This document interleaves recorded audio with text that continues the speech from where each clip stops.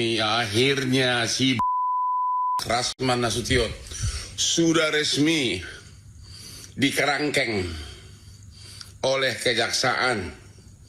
Rasman Nasution mulai hari ini, hari Kamis. Mulai hari ini, hari Kamis, sudah resmi dimasukkan ke penjara di Cipinang. Ini sudah sah. Saya sudah bicara langsung dengan sumber yang sah. Oke? Halo? Halo semuanya. Itu loh yang... Aduh. Rasman. Terima kasih kepada keluarga Solo yang tidak mencampuri, walaupun si Rasman sudah bolak-balik ke sana.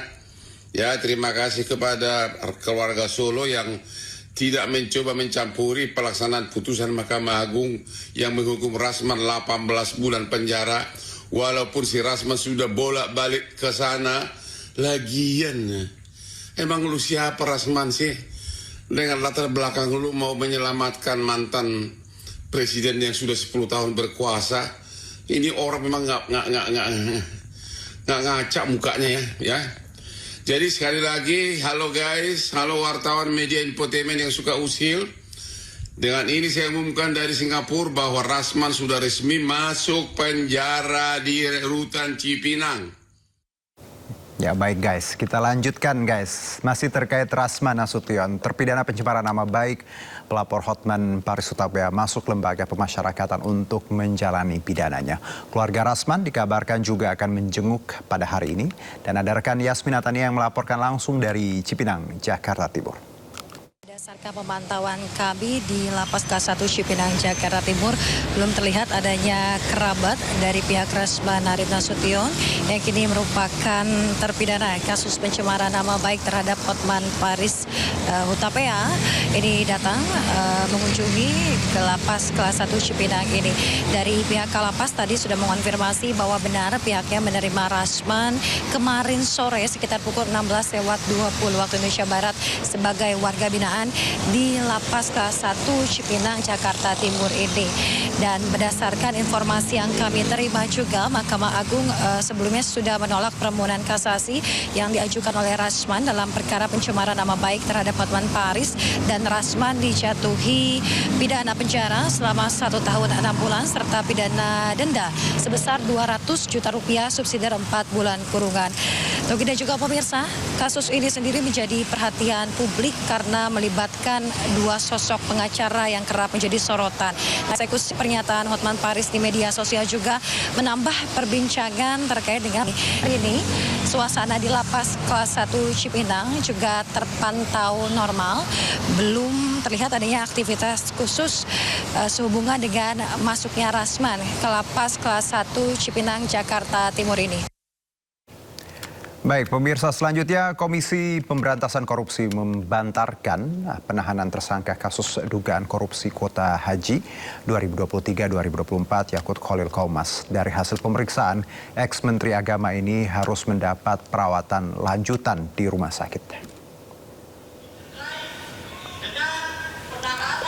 KPK menyatakan Gus Yakut mengalami sakit di saluran pencernaan. Untuk pemulihan, Gus Yakut akan menjalani rawat inap di Rumah Sakit Polri Kramat Jati, Jakarta Timur. Pembantaran atau penangguhan sendiri merupakan hak seorang tersangka. KPK memastikan pembantaran ini tidak akan mengganggu proses penyidikan yang masih berlangsung. Lakukan pembantaran penahanan terhadap tersangka saudara YCQ, di mana pembantaran ini berdasarkan hasil pemeriksaan kesehatan oleh tim dokter yang menyatakan bahwa saudara YCQ harus menjalani rawat inap karena berdasarkan keterangan medis sedang mengalami sakit pada saluran pencernaan. Pembantaran ini tentunya sebagai komitmen KPK untuk tetap memenuhi hak-hak dasar seorang tersangka. Penyidik tentunya masih akan terus melakukan pemantauan perkembangan kondisi kesehatan saudara YCQ dan sekaligus memastikan bahwa penyidikan perkara ini tetap berjalan secara efektif. Pengadilan Negeri Jakarta Timur akan menggelar sidang perdana Dr. Tifa pada Kamis 2 Juli mendatang. Sementara perkara yang menjerat Roy Suryo belum dapat disidangkan karena masih menunggu proses pra-peradilan yang berlangsung di Pengadilan Negeri Jakarta Selatan.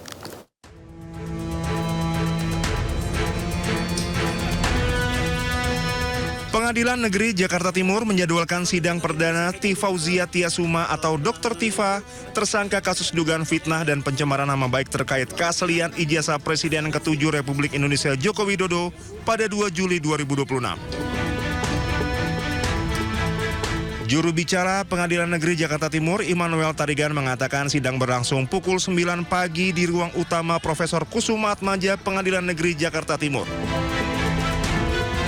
Sementara perkara yang menjerat Roy Suryo, tersangka dugaan fitnah dan pencemaran nama baik terkait keaslian ijazah Presiden ke-7 Republik Indonesia Joko Widodo, belum dapat disidangkan karena masih menunggu proses pra-peradilan yang berlangsung di Pengadilan Negeri Jakarta Selatan. Ketentuan hukum mengatur selama pemeriksaan pra-peradilan masih berlangsung, pemeriksaan pokok perkara belum dapat dijalankan. Berkas perkara kedua terdakwa telah dilimpahkan oleh Kejaksaan ke Pengadilan Negeri Jakarta Timur pada 23 Juni 2026 dan telah dinyatakan lengkap setelah melalui pemeriksaan administrasi oleh Kepanitraan Pidana. Perkara Dr. Tifa dipastikan lebih dahulu memasuki tahap persidangan pada awal Juli 2026. Terkait rencana sidang pertama untuk Dr. Tifa, itu telah ditetapkan oleh Majelis Hakim akan diselenggarakan pada hari Kamis tanggal 2 Juli 2026 yang akan datang, dimulai pukul 9.00 WIB bertempat di ruang sidang utama atau ruang sidang Profesor Kusuma Atmaja di Pengadilan Negeri Jakarta Timur. Sedangkan untuk sidang Bapak Roy Suryo, oleh karena yang bersangkutan sampai hari ini masih mengajukan permohonan pra-peradilan di Pengadilan Negeri Jakarta Selatan, maka Majelis Hakim untuk pokok perkara di Pengadilan Negeri Jakarta Timur belum bisa menetapkan hari sidangnya. Sebelumnya Roy Suryo mengajukan pra-peradilan terkait penggeledahan dan penangkapan oleh penyidik Polda Metro Jaya di Pengadilan Negeri Jakarta Selatan. Sidang pra-peradilan Roy Suryo akan digelar pada Senin 29 Juni pukul 9 pagi dan diketuai Hakim Tunggal Iketut Darpawan. Dari Jakarta, Rio Manik, Anyus melaporkan. Pemirsa, seorang pramu golf atau caddy golf menjadi korban penganiayaan yang dipicu masalah asmara di kawasan Kota Tangerang, Banten. Penganiayaan terekam CCTV hingga viral.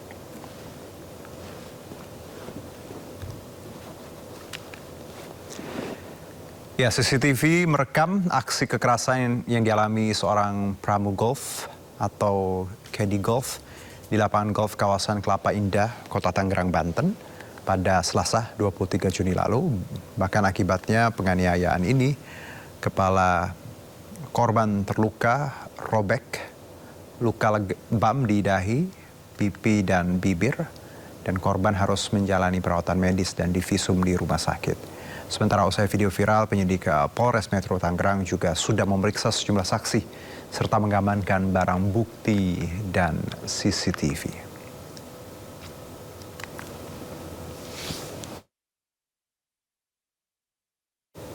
Ya, Polda Jawa Barat menemukan bahwa tersangka Taufik Hidayat adalah residivis kekerasan terhadap seorang wanita di Bandung dan pernah dijatuhi hukuman 1 tahun 4 bulan penjara. Dalam kasus penganiayaan terhadap YTR, tersangka melakukan penyiksaan dengan alasan cemburu, memukul dengan helm yang mengakibatkan mata rusak berujung kebutaan. Tersangka juga memukul kaki dengan benda tajam sehingga korban YTR kesulitan berjalan dan tidak bisa melarikan diri. Dari hasil penyidikan, polisi menerapkan pasal berlapis atas tindak kejahatan Taufik Hidayat terhadap YTR, korban penganiayaan dan penyekapan. Media sekalian, kalau dilihat dari peristiwanya dan perbuatannya tersangka, ini termasuk perbuatan yang tidak wajar, sadis, kekerasan yang kita tuntut bersama. Untuk itu kami Polda Jabar semaksimal mungkin akan mempersangkakan tersangka dengan pasal yang seberat-beratnya. Jadi mohon dukungan semuanya supaya kekerasan yang dilakukan oleh tersangka ini mendapat hukuman yang serupa. Di antaranya kami hasil gelar perkara beberapa keterangan saksi, keterangan korban dan lain-lainnya, koordinasi juga dengan Kejati, Kejaksaan Jawa Barat. Yang pertama adalah pasal 446 ayat 2 KUHP.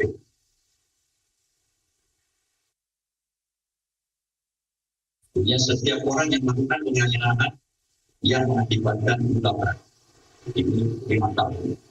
Kita lapis dengan pasal yang lain yang lebih berat, pasal 451 tentang penyanderaan. Ini ancaman hukumannya paling lama 12 tahun. Ini kami akan lakukan persangkaan kumulatif. Yang digabungkan. Yang ketiga pasal 446 ayat 2 perampasan kemerdekaan ini ancaman 9 tahun. Kami juntuhkan kembali, bandingkan kembali dengan pasal 126 ayat 2 yaitu perbarengan tidak pidana yang mengakibatkan luka berat ancamannya 9 tahun. Pemirsa, sebelum terkuaknya kasus penyiksaan oleh Taufik Hidayat, keluarga korban wanita asal Bandung pernah mencari korban dan memviralkan pelaku atas tuduhan membawa kabur korban. Namun akibat viral, korban marah kepada keluarga dan mengaku bekerja di Jakarta. Saya viralin di IG, saya bikin captionnya tuh hilang, nah di kami hilang dibawa kabur. Kami ininya dibawa kabur oleh si laki ini gitu, si foto itu laki-laki itu. Rame kan akhirnya, karena di-share-nya di grup tempat suami kerja gitu, maksudnya kan suami Gojek kan, di grup di-share di grup Gojek, di Facebook, di Instagram, rame akhirnya banyak yang nge-repost. Terus katanya kan si laki-laki ini tuh salah satu anggota Ormas apa? Boleh disebut? Sebutin aja. PP katanya. Oh, udah sebutin aja. Salah satu anggota PP. Kebetulan kata siapa itu? Katanya sih pas ngasihin surat resign itu pakai baju PP gitu. Oh. Ya. Terus suami ada temen kan yang sama anggota PP juga, ditanyain lah, mungkin di-share sama temennya, nyampe mungkin ke si pelaku. Akhirnya malamnya telepon lah, si korban ini nelpon ke suami, marah-marah. Bilang kalau dia tuh nggak hilang, dia nggak mau dicari katanya. Saya nggak hilang, saya bekerja gitu. Loh, kalau bekerja kenapa bilang ngebohong, kata suami saya. Kenapa kamu masih bilang kerja di Nabati, ternyata enggak. Saya kerja di Jakarta katanya gitu. Sekarang saya kerja di Jakarta, saya cuma nggak mau jadi beban pikiran orang tua aja. Saya udah nggak nyaman kerja di Nabati, dia bilang gitu. Ya, keluarga korban YTR marah dan tak terima atas penganiayaan berat yang mengakibatkan korban mengalami kebutaan.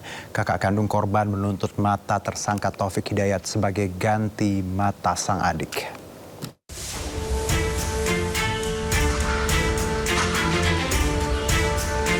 Pihak keluarga korban YTR menuntut keadilan atas penganiayaan yang dilakukan tersangka Taufik Hidayat. Akibat penganiayaan berat tersebut, korban mengalami kebutaan. Kakak kandung korban, Apip Syandi, menyatakan kemarahannya dan menuntut agar mata tersangka diambil dan diberikan kepada adiknya agar bisa kembali melihat. Harapan keluarga waktu bisa seberat-beratnya bagaimana dia apa yang terhadap sebagai saya gitu.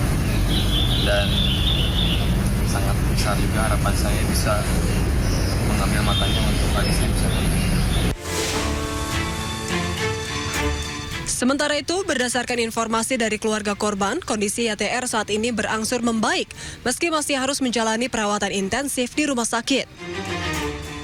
Saat ini korban tengah menjalani terapi duduk. Meski begitu, pihak Rumah Sakit Hasan Sadikin masih terus berusaha untuk merawat korban pasca kritis. Rencananya operasi plastik akan dilakukan jika kondisi korban sudah membaik.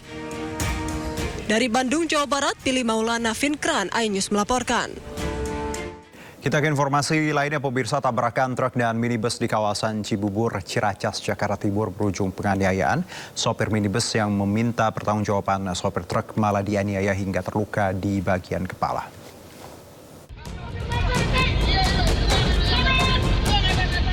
Kemacetan di Jalan Jambore Cibubur, Ciracas, Jakarta Timur diwarnai keributan dua pengendara. Dalam rekaman kamera dashboard, seorang sopir minibus mencoba menghentikan truk kontainer yang kabur hingga naik ke atas pintu sopir truk yang melaju. Saat bergelantungan di pintu, sopir minibus lalu dianiaya sopir truk hingga terluka di kepala. Keributan ini berawal dari sopir truk yang menabrak dua minibus di depannya. Namun sopir truk menolak bertanggung jawab dan berusaha kabur. Supir ini melakukan pemukulan dengan menggunakan sebuah alat semacam kayak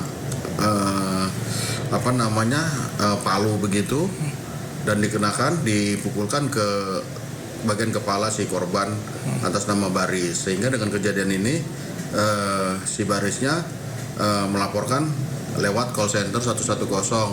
Kemudian oleh anggota Polsek Ciracas melakukan pengecekan ke TKP dan benar diduga terjadi penganiayaan terhadap Pak Baris ini. Terluka di kepala, sopir minibus kini dirawat di Rumah Sakit Polri Kramat Jati. Sementara polisi memburu pelaku yang identitasnya sudah diketahui. Dari Jakarta, Rio Manik melaporkan. Ya, Polda Metro Jaya mengungkap tindak pidana perdagangan narkotika, tindak pidana pencucian uang, pornografi, serta pencucian yang tidak tanggung-tanggung, beratnya mencapai 17,45 ton.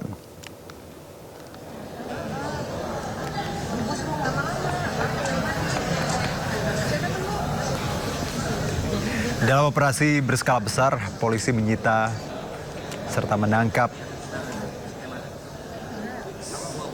lebih dari 1.000 orang yang diduga menjadi pengedar narkoba. Sekitar belasan orang teridentifikasi berperan sebagai produsen narkoba. Selain itu, Polda Metro Jaya juga mengungkap sejumlah kasus tindak pidana pencucian uang, pornografi, serta judi online.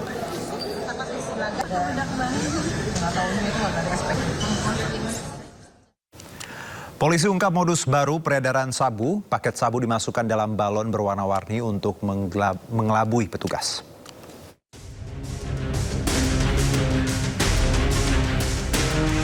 Sat Narkoba Polres Cimahi melakukan penangkapan terhadap pelaku penyalahgunaan narkotika jenis sabu di kota Cimahi, Jawa Barat. Pelaku ditangkap di rumahnya dan berhasil mendapati paket sabu seberat hampir 100 gram yang disembunyikan pelaku di dapur rumahnya. Modus yang dilakukan yaitu memasukkan paket sabu ke dalam balon berwarna-warni lalu disimpan di suatu tempat, setelahnya mengirimkan Sherlock dan jenis warna balon kepada para pembeli. Dari hasil penjualan sabu tersebut, pelaku bisa meraup keuntungan 1 hingga 2 juta rupiah sekali transaksi. Modus memasukkan paket sabu ke dalam balon baru pertama kali diungkapkan.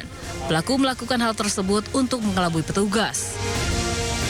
Dia memasukkan ke dalam truk dan dibuang di jalan. Nah, kemudian dia mengirim Sherlock lokasi dan foto kurang lebih ada di sekitar sini dengan warna balon yang sudah diisi oleh sabu.